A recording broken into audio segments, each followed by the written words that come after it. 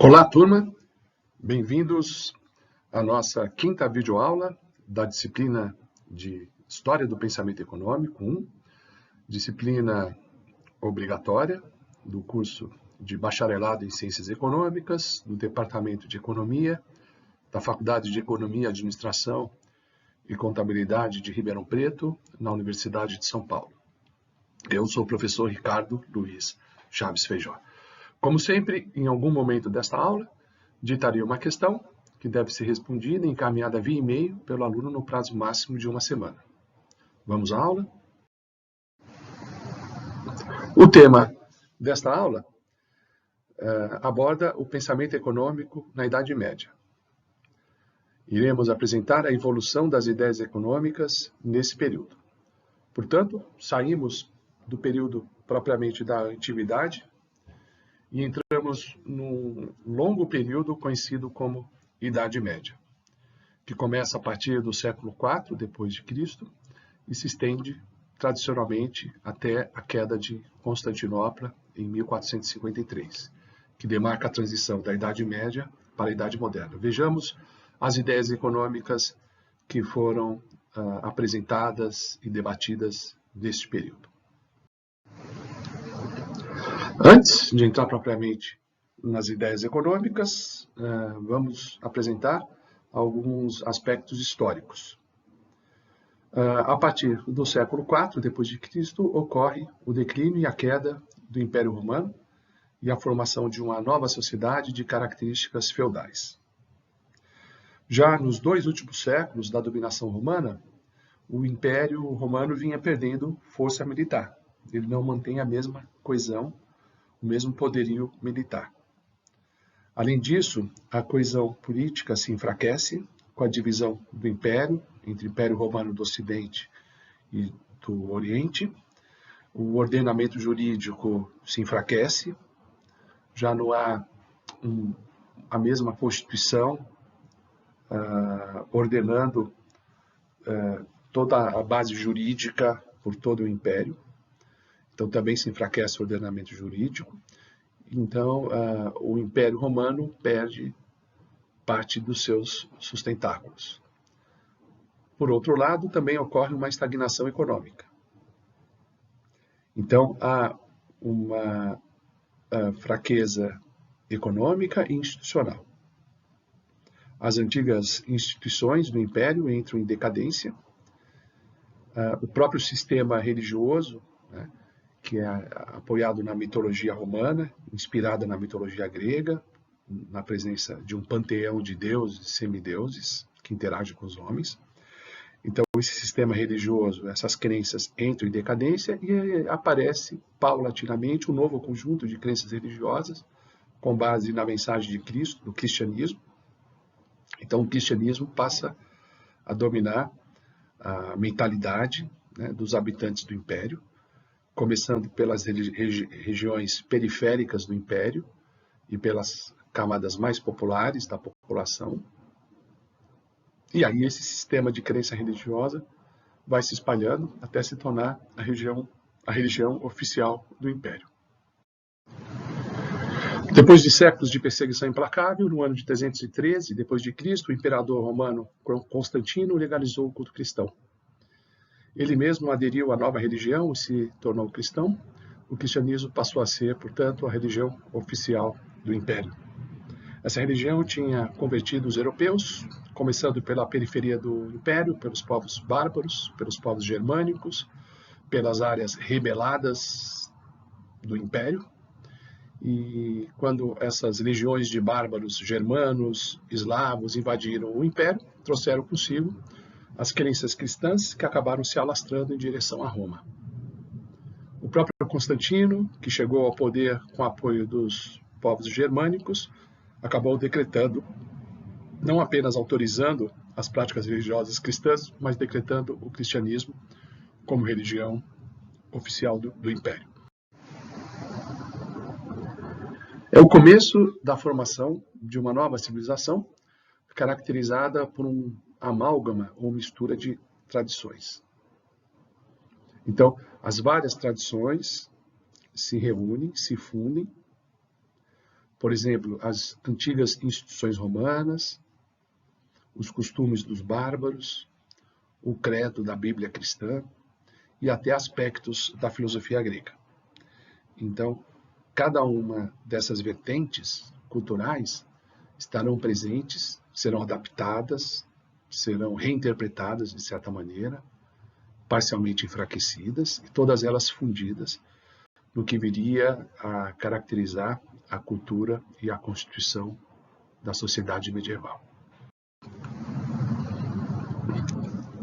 E o modelo de sociedade que se observava entre os povos bárbaros acabou influenciando a organização social da nova sociedade que então se formava, nesse amálgama, né, da tradição bárbara com a tradição dos romanos. Essa sociedade germânica dos povos bárbaros organizava-se na forma de vilas rurais, eram grupos autossuficientes de famílias ou clãs, que praticavam entre eles uma certa democracia e observavam uma igualdade de riquezas.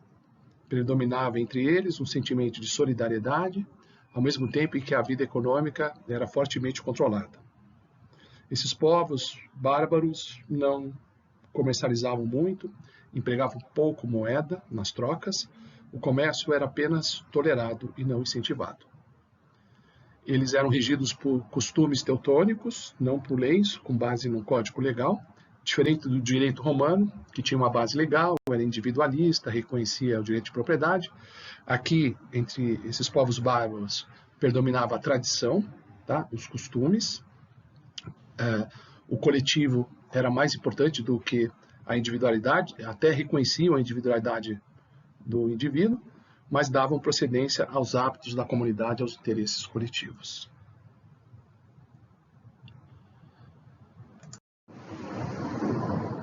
Com isso, surge uma nova noção de propriedade. Já não se tem mais uma divisão muito nítida entre o direito público e privado, como nos romanos. Não se observa mais o respeito aos direitos absolutos de propriedade. A nova noção de propriedade, que veio a prevalecer na etapa medieval, é uma noção relativa, de propriedade relativa. O conceito de propriedade é mais elástico e mutável, adaptado às circunstâncias sociais, e está submetido a interesses comunitários. Então, o interesse da comunidade vale mais que o direito privado nesta nova noção de propriedade que viria a prevalecer no vasto período da Idade Média. Surgem, então, diferentes tipos de propriedade. Por exemplo, na atividade agrícola, o arado, outros instrumentos agrícolas, de fato, pertencem ao indivíduo. Ainda se mantém a noção de propriedade privada nas ferramentas agrícolas. Por outro lado, a posse da terra fica limitada pelo tipo e pelo uso que se fazia da terra. Havia de tudo, de terras comunais, sem proprietários, a glebas particulares. Então, a propriedade agrária, o direito de propriedade agrária é relativizado e se estabelece um conjunto de direitos, de tipos de propriedades que vai do privado ao comunal. Não apenas a posse e a propriedade da terra, também a época do plantio, a técnica do trabalho agrícola, ficam ditados pelos costumes da vila. Não mais pelo direito romano, não mais pela reflexão dos filósofos agrícolas romanos, que nós vimos na aula passada, mas agora a técnica de produção, o trabalho com a terra, irá variar de acordo com a região, com o feudo, né? De acordo com os costumes da vila, com os costumes locais. Isso que vai determinar a técnica do trabalho agrícola.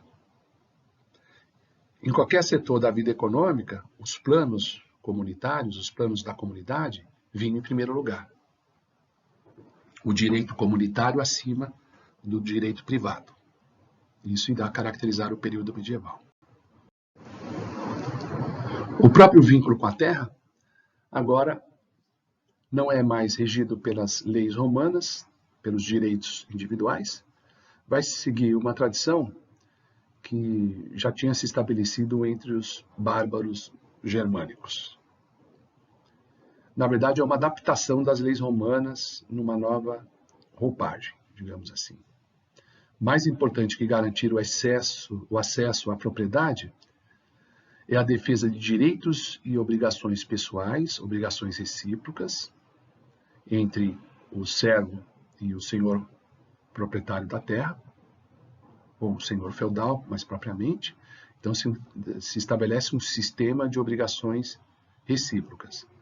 E a obrigação de cada membro da sociedade depende da natureza da vinculação com a terra, da condição de senhor ou de servo.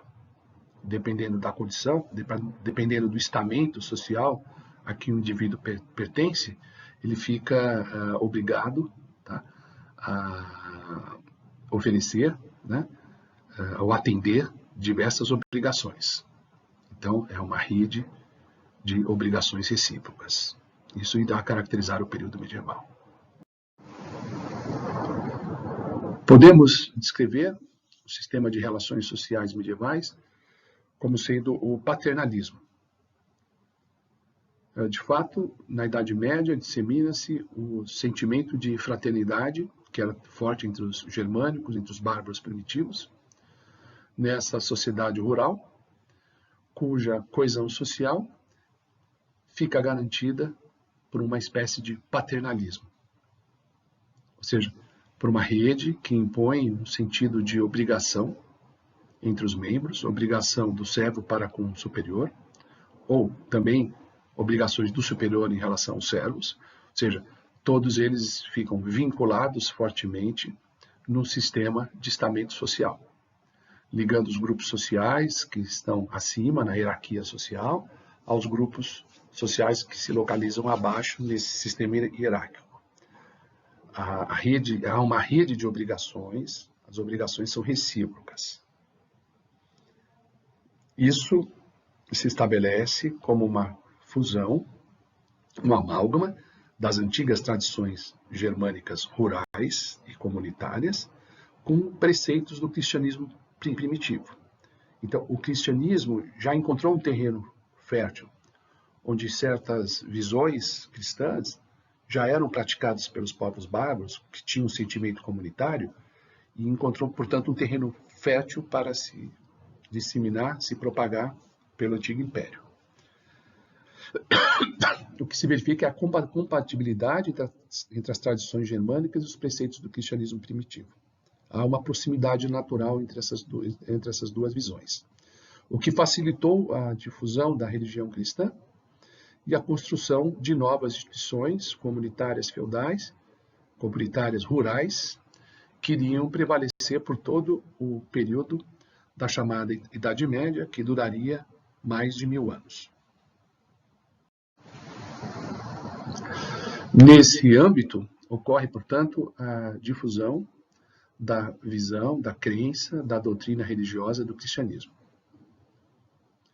Note que o cristianismo ele floresce em pleno Império Romano, no chamado período final do Império Romano, na época de declínio e de decadência do Império, já havia florescido a doutrina do cristianismo, na chamada fase primitiva do cristianismo. Os evangelhos já estão estabelecidos, tá? Os cristãos escolheram os 4 evangelhos oficiais, canônicos, já tem o livro do Novo Testamento, é a referência básica dessa nova sociedade. O Novo Testamento difunde uma ética que tem relação com a tradição judaica, mas adaptada num novo contexto. De certa forma, se difunde essa tradição, mas Cristo realça a indiferença em relação ao mundo concreto, à sociedade concreta, defende um caminho da salvação no plano mais espiritual do que material, é a salvação da alma, e os meios de se obter essa salvação, pela caridade, pelo combate ao egoísmo. De certa forma, se combate o homem rico, porque se associa o homem rico ao egoísta.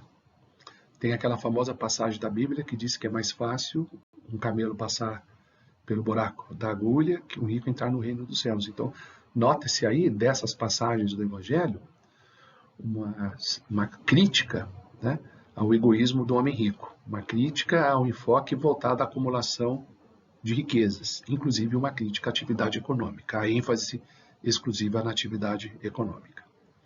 Portanto, o cristianismo ele combate a ganância do homem rico, combate o individualismo, de certa forma, as leis que têm como base o individualismo, a ideia de uma sociedade individualista, atomizada.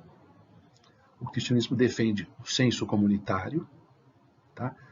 A visão idealista de uma sociedade solidária, unida, organicamente, e cujos membros se comportam de uma maneira ética, né? Que seguem a ética cristã. Então, aí a ideia da coesão social alcançada por meio da ética cristã, uma sociedade em que os indivíduos seguem os preceitos cristãos, uma sociedade de teor comunitário, solidária. É a partir desses pressupostos que vai se organizar a coesão social, tá? A harmonia social nesse novo modelo de sociedade. Diferentemente dos romanos, cuja ênfase era na filosofia, no trabalho contemplativo, no trabalho intelectual, ou na atuação como líder militar, no militarismo, na visão cristã, o trabalho é revalorizado. O cristianismo, de certa forma, combate a escravidão, porque iguala o escravo ao homem livre, ambos como criaturas de Deus. E o cristianismo, diferente da visão dos antigos, dos gregos e dos romanos, o cristianismo enfatiza o trabalho. Ou seja, ele confere ao trabalho uma dignidade fundamental. O homem é digno atuando no trabalho. Tá? Os homens que são basicamente iguais perante a Deus, e, portanto, todos têm a obrigação do trabalho, não apenas o escravo. Tá? Isso implica uma nova visão do processo econômico, em que se condena a escravidão, e o trabalho passa a ser visto como uma atividade digna. Então, os cristãos são chamados ao trabalho, não apenas a uma vida contemplativa. Eles não delegam a atividade braçal ao escravo. Todo cristão deve trabalhar. O trabalho dignifica o cristão. Vejamos algumas ideias dos apóstolos São Paulo e São Lucas. São Paulo, que foi o principal expoente do cristianismo, do ponto de vista doutrinário, e São Lucas, autor de um dos 4 evangelhos. O próprio apóstolo São Paulo fazia a exaltação do trabalho. Ele estabelecia entre o grupo que ele comandava, que era um grupo pequeno, diminuto de cristãos, estabelecia para todos os membros desse grupo o princípio da obrigação de trabalhar. Então, cada membro do grupo, cada cristão, deveria contribuir com a sua cota de trabalho e de sacrifício e de envolvimento com a produção, o princípio da obrigação de trabalhar, e os bens obtidos pelo trabalho coletivo deveria ser repartido entre todos. E a repartição deveria se dar pela contribuição de cada qual, tá? Não pela igualdade absoluta, mas pela contribuição de cada qual no processo da produção. Então, a cada qual segundo a sua contribuição, mais do que segundo a sua necessidade, segundo a sua contribuição. Então, o cristão que quer se beneficiar do resultado da produção deve contribuir para ela também. O acúmulo de riqueza em si é reprovado. Tá? O cristão ideal deve procurar repartir os seus bens. Mas ele não deve se comportar como carona, ele deve contribuir na cota de trabalho. Ele deve atuar no esforço coletivo, no trabalho como coletivo. E aí ele tem direito, digamos assim, a partir disso ele tem direito a uma cota, né? Porque São Lucas diz, em muitas passagens do Evangelho, que o cristão deve repartir os seus bens. Tá? Ele não deve ser um carona, ele deve contribuir para a produção, mas uma vez obtido o estoque de bens produzidos, né, o resultado final da produção, esse produto deve ser repartido entre os cristãos, não necessariamente igualmente, mas de acordo com a cota de contribuição de cada um, de cada qual. Havia, de certa maneira, uma defesa do comunismo, talvez na linha de Platão. Tá? E, de fato, seguindo os preceitos do Evangelho, os primeiros padres da Igreja Católica defendem uma espécie de regime comunista de sociedade, no sentido da repartição do resultado do trabalho entre todos. Todos teriam direito a uma cota de participação do produto do trabalho coletivo, mas todos devem contribuir com o trabalho também. No século III, São Cipriano, que foi o bispo de Cartago, uma cidade no norte da África, dizia que era dever dos cristãos partilhar os bens. No século seguinte, São Basílio estende essa visão do comunismo não apenas a partilha, como a existência de uma vida comum, de uma vida comunitária, uma união completa entre todos os cristãos por um sentimento de fraternidade. Não apenas a comunhão dos bens, mas comunhão de sentimentos, de interesses, todos vivendo numa sociedade com uma visão comunitária, tá? Uma sociedade que dessa maneira se torna inteiramente coesa, voltada principalmente para o desenvolvimento espiritual de seus membros, mais do que atender às necessidades materiais, mas a vida comunitária voltada ao desenvolvimento espiritual, o que remete às ideias gregas, tá certo? Tanto de Platão quanto de Aristóteles. Embora a concepção de sociedade de Platão seja mais mística, a de Aristóteles esteja ligada a um conceito amplo de felicidade, mas a gente pode dizer que nos dois filósofos gregos a ênfase não é econômica, é uma ênfase de desenvolvimento espiritual da sociedade. E isso aparece na visão de São Basílio. E mais próximo do comunismo de Platão do que a defesa da propriedade privada em Aristóteles. Há argumentos também de eficiência econômica dessa sociedade comunitária com práticas comunistas. A ideia de que se atende melhor às necessidades materiais numa vida comunitária com práticas comunistas. O arcebispo de Constantinopla, João Crisóstomo, isso no fim do século IV, dizia que a riqueza social se desenvolve mais, as sociedades se tornam mais ricas no regime comunista. Porque no comunismo, maior concórdia entre os membros, maior convergência e união das vontades, o trabalho cooperativo, o trabalho comunitário é mais eficiente do que a ação individual numa sociedade de homens egoístas atuando cada um por si, com trocas do mercado. Então a ideia é que o sistema comunitário funcionaria melhor do que o sistema de mercado, né, na produção de bens. Então é um argumento muito forte em certas tradições do comunismo, que inclusive remete a Marx, de que o comunismo seria mais eficaz, não só do ponto de vista da distribuição de riqueza, mas do ponto de vista da própria produção da riqueza. Ele é mais eficiente produtivamente do que as economias de mercado. Esse argumento aparece em João Crisóstomo, no pleno século IV.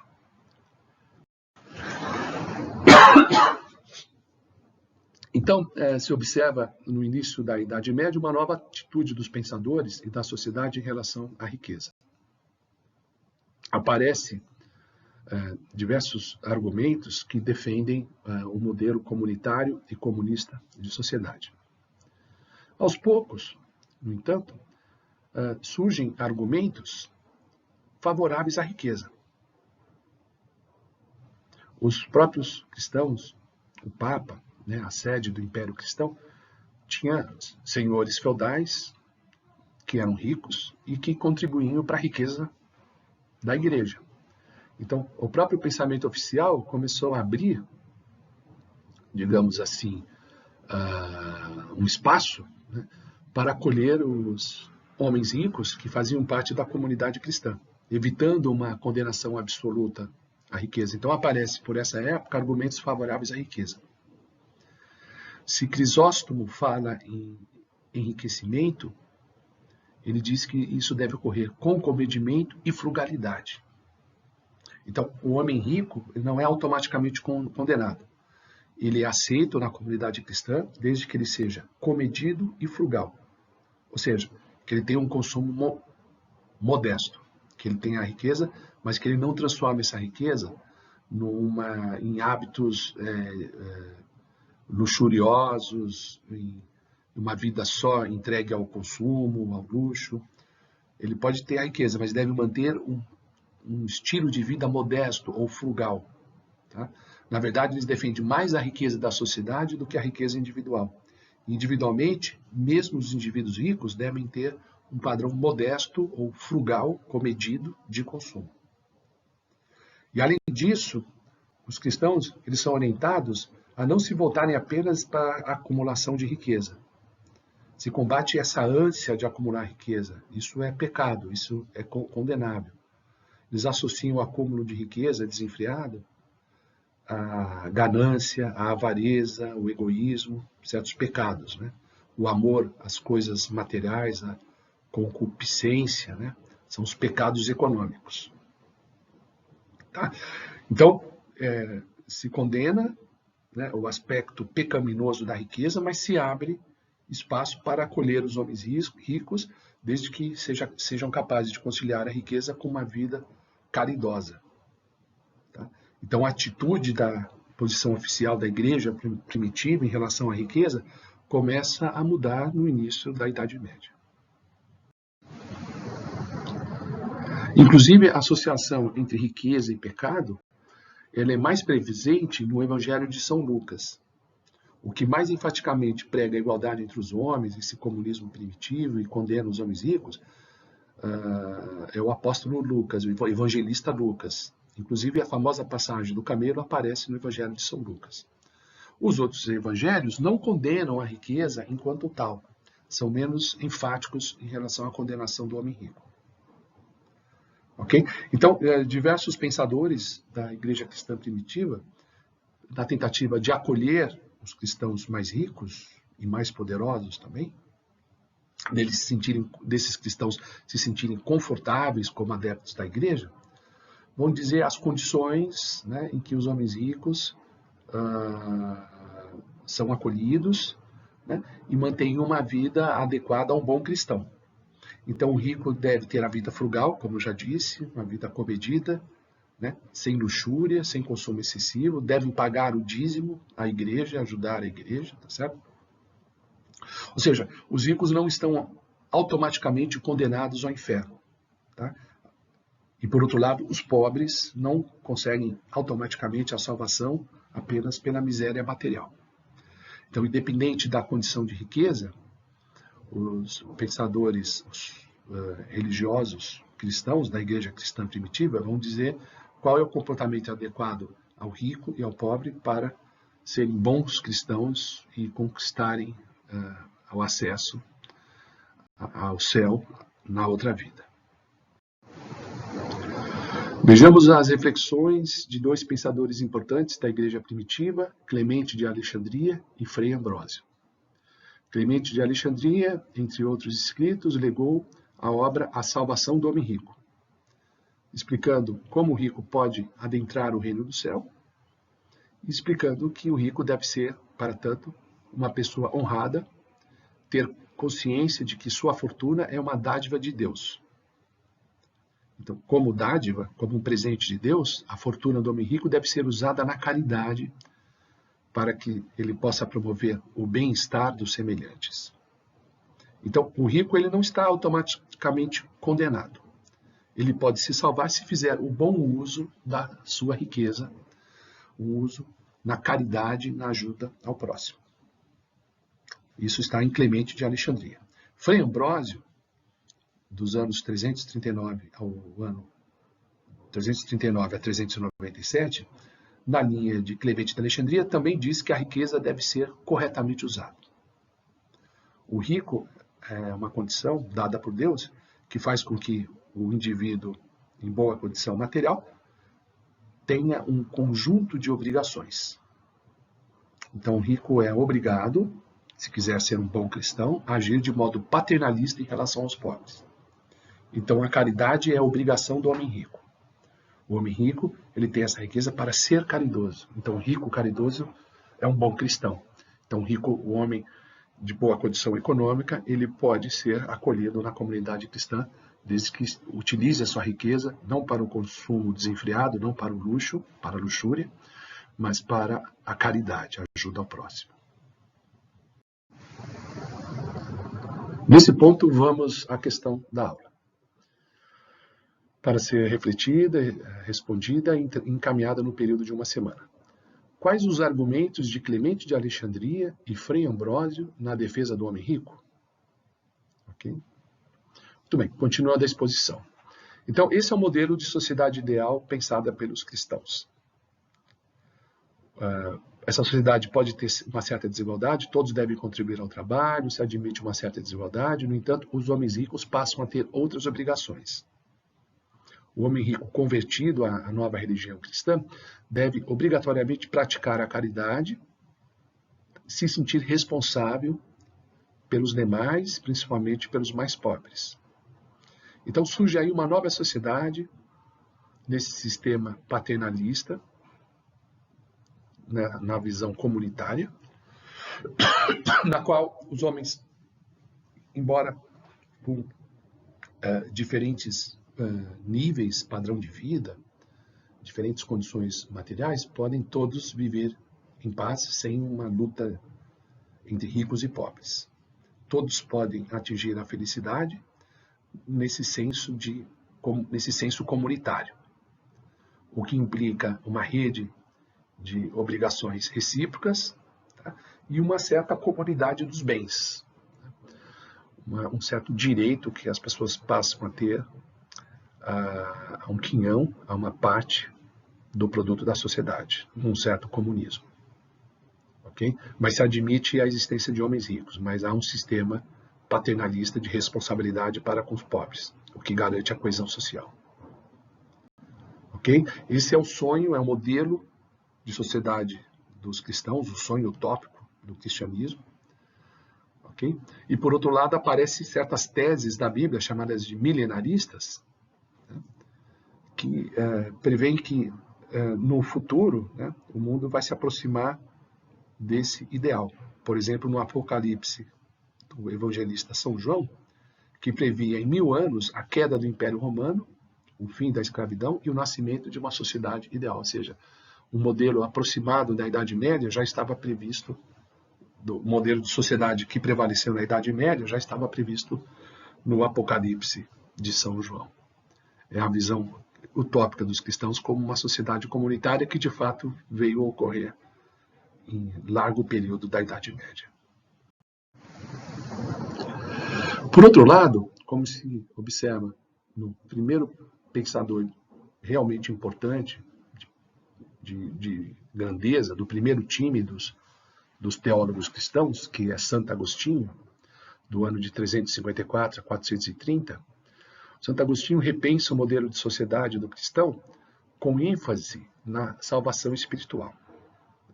A boa sociedade, ela está voltada, tá, para desenvolver um bom cristão, para que o indivíduo possa ser um bom cristão na vida comunitária, na vida de caridade, né, e salvar o espírito. Então, essa ênfase da vida social como sendo um reforço, né, da salvação das almas, como aparecia em Platão, está presente na reflexão de Santo Agostinho, na sua obra muito conhecida, A Cidade de Deus.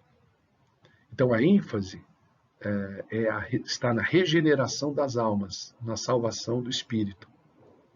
Então, a ênfase não é a vida na cidade. Então, a vida comunitária na cidade é secundária diante da vida espiritual. Inclusive, Agostinho reforça a indiferença de Cristo para a sociedade terrena. Passagens como dai a César o que é de César, o meu reino não é deste mundo. Então, isso Santo Agostinho toma como uma indicação de que o cristão deve estar voltado, tá certo, para a realização espiritual num outro mundo que não é esse. Tá? Então, se prega, de certa forma, um desinteresse a respeito da vida econômica e política, da vida terrena, e uma ênfase na transformação espiritual, na salvação da alma, na vida em outro mundo. Então, a ideia que aparece aí reforçada por Santo Agostinho é que a organização social está voltada ao plano espiritual. O próprio Estado, ou seja, a organização política da sociedade, ele deve estar voltado, tá, na ajuda à igreja. O Estado deve se aliar à igreja na salvação das almas. Os próprios líderes políticos, por exemplo, a autoridade do rei ou do senhor feudal, deve funcionar como instrumento a serviço da religião. Tá? A prática política deve contribuir para o papel da religião, né, para a função da religião de salvação das almas. Então, tanto a religião, a autoridade papal, quanto a autoridade política do rei e do senhor feudal, devem estar unidas e coesas no propósito de salvar as almas dos cristãos, de bem encaminhar os cristãos para uma vida de caridade, de bondade e a salvação das almas. Esse seria o objetivo político da vida em sociedade. Então a ênfase está na existência de um outro mundo, na salvação da alma a partir de uma vida de caridade, uma vida na bondade, tá certo? Então essa é a ênfase. Agora, com relação à organização da sociedade terrena, Agostinho e outros pensadores cristãos antigos também irão tecer comentários sobre a organização ideal da sociedade, que é compatível com esse ideal de levar o cristão à salvação. Tá? Então, esses pensadores criticam as instituições sociais, mas ao mesmo tempo defendem o respeito a elas. Tá? O cristão deve ser resignado, ele deve ter uma atitude de submissão às tradições e deve desempenhar bem o seu papel. Tá certo? Há, inclusive, argumentos desses cristãos antigos, né, fazendo uma certa concessão aos romanos, que defendem a escravidão. Tá? Inclusive, alguns argumentos que justificam porque, em certos casos, o cristão que está na condição de escravo deve se resignar, né, e, de alguma maneira, tentar compatibilizar a condição cristã com a vida de escravo. Argumentos sobre a escravidão. Bom, não há defesa da escravidão. Os cristãos primitivos diziam que ela não é uma instituição natural, porque Deus criou os homens para dominarem os animais e não os outros homens, mas se observa nesses pensadores cristãos primitivos, né, certos argumentos que defendem a escravidão.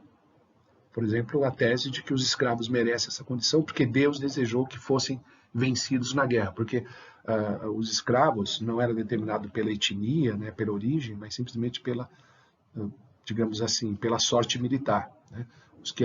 Muitos dos que eram derrotados na guerra contra os romanos, muitos bárbaros vencidos pelos romanos se transformavam em escravos. Aí aparecem argumentos desse tipo. Toda vitória, mesmo a que obtém os maus, é um efeito dos justos juízos de Deus que humilha com ela os vencidos. Quer os queiras emendar, quer os queira punir. Então, esse tipo de passagem, de certa forma, justifica a instituição da escravidão. Então, essa é a situação do pensamento social quando se inicia a Idade Média, já entrando no século IV, após o declínio do Império Romano e quando a sociedade europeia ela se forma nos moldes medieval. Então, até aí tem o pensamento dos cristãos primitivos e tem as ideias principais, principalmente do teólogo Santo Agostinho. E aí se organiza um modelo de sociedade que passaria por muitos séculos, que a gente vai descrever agora as ideias econômicas, né, nesse período medieval. Então, o que nós vemos é que a ética cristã vai ter um papel muito importante na organização da vida medieval. E a partir disso vai se pensar, inclusive economicamente, o funcionamento dessa sociedade. A Idade Média é um largo período que podemos delimitar da queda do Império Romano entre os séculos V e VI. O último imperador romano morre em 476, me refiro ao Império Romano do Ocidente, né? Que vai até o final do século XV, época do início das grandes navegações e início da Era Moderna. Em geral, se localiza a queda de Constantinopla em 1453 como o fim do período da Idade Média. Tá? Então, no final do século XV, tá? Já não se encontra mais no período da Idade Média. Tá? Mas, grosso modo, a gente situa a Idade Média do século V ao século XV, boa parte do século XV. Nós, didaticamente, vamos dividir esse período em duas épocas. Em geral, os historiadores preferem a divisão entre alta, média e baixa Idade Média. Aqui, no nosso estudo do pensamento econômico na Idade Média, vamos delimitar apenas duas etapas. A primeira etapa é onde se verifica as mudanças radicais no estilo de vida europeu, com a ruralização da sociedade, o desaparecimento das cidades e a implantação de uma sociedade comunitária. Essa é a característica social desse primeiro período. Muitas das práticas romanas são esquecidas. A Europa entra em um período de talvez menor fervor cultural do que no período antigo, onde a cultura se concentra muito na interpretação da Bíblia, tá certo? O poder político pulveriza-se e lentamente vão se consolidando as instituições medievais. Vamos localizar essa primeira etapa da Idade Média do século XV até aproximadamente o ano de 1200, ou até o comecinho do século XIII, se quiser, que corresponde ao apogeu da civilização islâmica. Tá? Então, o apogeu da civilização islâmica ocorre nesse período, a decadência da civilização islâmica já se verifica no começo do século XIII. Então, essa primeira etapa da Idade Média vai até a decadência da civilização islâmica. Bom, então certamente discutir o pensamento nessa primeira etapa da Idade Média remete a uma reflexão sobre as ideias econômicas dos árabes, né? O Império Árabe, a civilização árabe, passa a ser a civilização mais avançada desse período. A Europa mergulha num período de ruralização e certa estagnação econômica e cultural, é o chamado período da Idade das Trevas, e os povos árabes acabam sendo herdeiro, né, e depositário de boa parte da tradição e da cultura dos povos antigos. Os árabes desenvolvem o seu sistema de escrita, né, com a sua escrita artística, digamos assim, né, que não utiliza o alfabeto utilizado pelas línguas ocidentais. Eles têm uma escrita própria, muito bonita e artística, conquistam um grande império a partir da liderança e da perspectiva religiosa do profeta Muhammad. Em 730, o império se expande, incorporando parte da Europa, incorpora praticamente toda a Espanha e alcança o sudoeste da França, domina todo o norte da África e o Oriente Médio e avança até as fronteiras da Índia e da China. Trata-se de um império com uma religião própria, não cristão, com um refinado padrão de vida, uma cultura elevada, que valoriza a literatura, a ciência, a medicina e a filosofia, que resgata a tradição e o pensamento dos filósofos gregos. Muitas das obras de Platão, de Aristóteles e de outros importantes filósofos são traduzidos do grego para o árabe. E os árabes, na construção de seu vasto império, travaram contato e assimilaram culturas de diversos povos. Conheceram a sabedoria hindu, preservaram e desenvolveram o conhecimento grego em matemática, física, química, astronomia e outros campos da ciência. Então, os árabes contribuíram para a preservação desse enorme acervo cultural, herança dos antigos. E também organizaram uma civilização com um grau de desenvolvimento econômico e cultural bastante acentuado. Com relação ao pensamento econômico árabe, cabe uma reflexão. Qual teria sido o papel deles no desenvolvimento desse pensamento? De fato, pouco se sabe a respeito. Há uma carência de estudos nesse assunto, aparece pouco em livros de HPE. No meu livro eu comento pouco também. mas pelo menos eu ofereço alguma reflexão a respeito. E eu chamo a atenção na importância do sistema de números inventado pelos árabes, que isso ajudou a quantificação, a contabilização da vida econômica. Esses números, na verdade, não são arábicos, não são árabes, né? Os árabes têm, inclusive, um sistema de numeração próprio. Esses números, na verdade, são indo-arábicos e também tem influência persa. Podemos chamar de números indo-persa-arábicos. Inclusive, o desenho dos nossos números, de 0 a 9, tem lembra muito os caracteres árabes. Tá? De fato, esses números, chamados números arábicos ou indo-arábicos, facilitaram as tarefas aritméticas, proporcionaram um bom desenvolvimento da aritmética. Né? Imagina fazer aritmética com os números romanos. Né? Tá? X, V, aqueles uns. O número romano é bastante difícil de escrever e muito difícil de manipular aritmeticamente. Com os números árabes, o trabalho aritmético é muito mais eficaz. E certamente, a adoção de números arábicos impulsionou os processos de contabilização econômica e até o desenvolvimento de uma primitiva econometria, uma primitiva estatística, vamos chamar assim, utilizando esses números.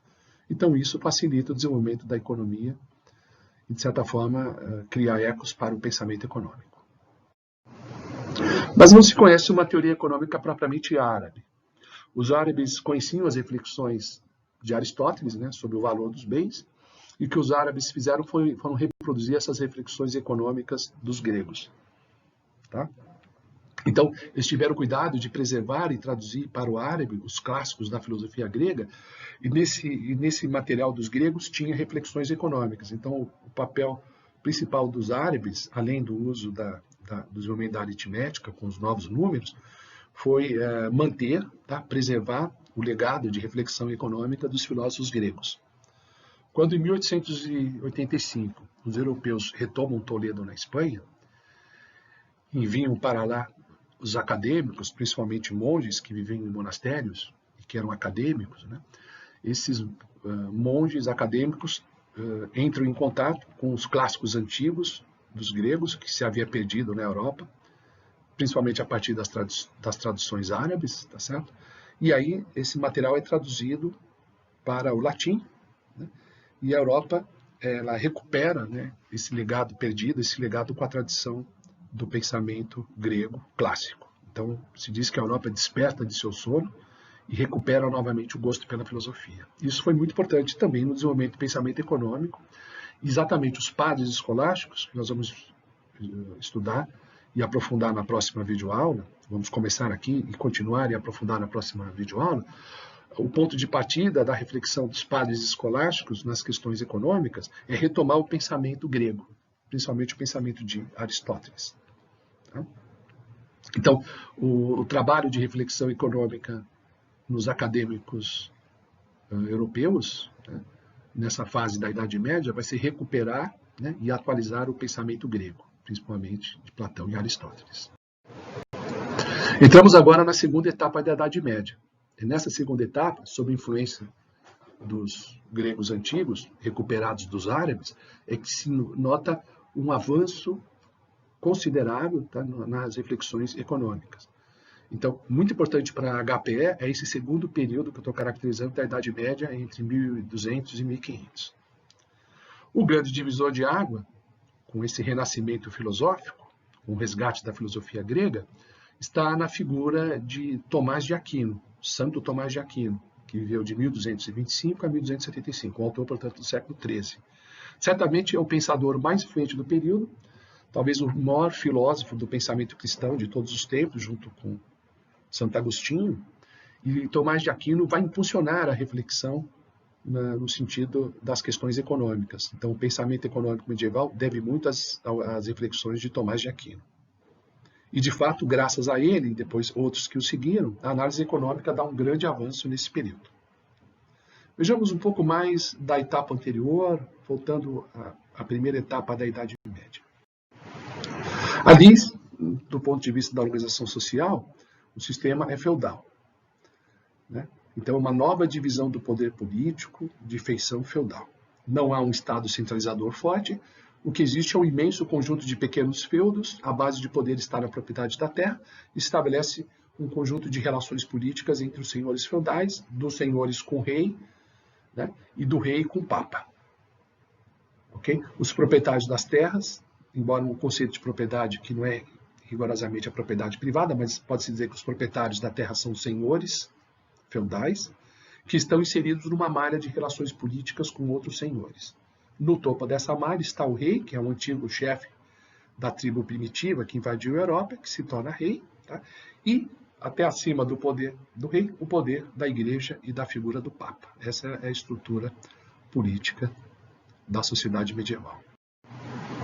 Os senhores possuem direitos e obrigações entre eles, cada qual cuida de seus camponeses, tem direitos e obrigações com os camponeses. Os camponeses são homens ligados à terra, inteiramente submetidos aos desígnios do Senhor e que não podem ser dissociados da terra. Inclusive, os camponeses não podem ser deslocados de um lugar para outro, porque o vínculo deles é com a terra. Os camponeses não podem ser escravizados, não podem ser expulsos da terra, mas estão submetidos ao senhor feudal, que inclusive deve protegê-los e recebe deles um conjunto de obrigação. Então, os camponeses cumprem uma série de obrigações, por exemplo, transferir uma parte da produção agrícola para o senhor, pagar impostos, trabalhar alguns dias da semana nas terras do senhor, tá? E ao mesmo tempo tem proteção jurídica, militar, etc. do seu senhor. Os senhores dão proteção, portanto, aos camponeses, resolvem as disputas políticas entre eles, oficializam casamentos e garantem alguns benefícios paternalistas. Inclusive, uma parte da produção, naturalmente, fica com os camponeses. Então, há um sistema de obrigações e serviços mútuos, um sistema regulado pelos costumes do feudo, porque não existem leis escritas como na época do Império Romano, não existe um código romano, mas existe uma tradição expressa por um conjunto de leis informais que são obedecidas. E cuja punição principal é o ostracismo social ou até uma punição mais severa como prisão e morte. Mas a lei não é escrita, a lei é o costume, é a tradição que todos devem obedecer. A produção artesanal regride por essa época, a ênfase está na produção agrícola, predomina, portanto, esse tipo de atividade, em geral, que ocorre em pequena escala, utilizando técnicas agrícolas primitivas. A atividade comercial é bastante limitada, junto com o artesanato, embora tanto o artesanato quanto a vida comercial vieram a crescer a partir do século XI. A base da organização social está nas relações de status, não está no contrato. Tá? Não são relações mercantis, contratuais, mas simplesmente relações de status. Quer dizer, existe um conjunto de obrigações e de direitos determinado pelo estamento ou pela condição social do indivíduo. A palavra empenhada, a promessa verbal, a defesa da honra vale mais do que a lei escrita, vale mais do que o código formal de lei. Então, uma ideia genérica de honra, né, de promessa, de cumprimento de promessa, de dever pela condição social, tudo isso vale mais do que um código formal de leis. Pode-se dizer que a sociedade medieval, num certo grau, se aproximou do modelo de sociedade de Platão, porque a hierarquia social presente na República de Platão está aí presente. Na base, no caso medieval, uma classe de trabalhadores camponeses, acima delas os senhores seculares, com sua rede de lealdades transferíveis de um senhor para outro, e no topo os senhores eclesiásticos, que são padres e bispos, que devem lealdade permanente à Igreja de Roma. Então, isso espelha um modelo social platônico, com a classe superior, a repositória e guardiã do conhecimento. Então, de certa forma, a classe superior é a classe dos filósofos. Cabe aos senhores feudais, nessa posição privilegiada, contemplar o mundo natural. Cabe a eles a reflexão filosófica. Mas aqui, filosofia, pensamento voltado ao plano espiritual. Tá? Mais teologia do que propriamente filosofia, mas teologia mesclada com alguma filosofia. Filosofia imbricada na teologia. A teologia, que inclusive que vai resgatar ideias filosóficas de Platão e Aristóteles.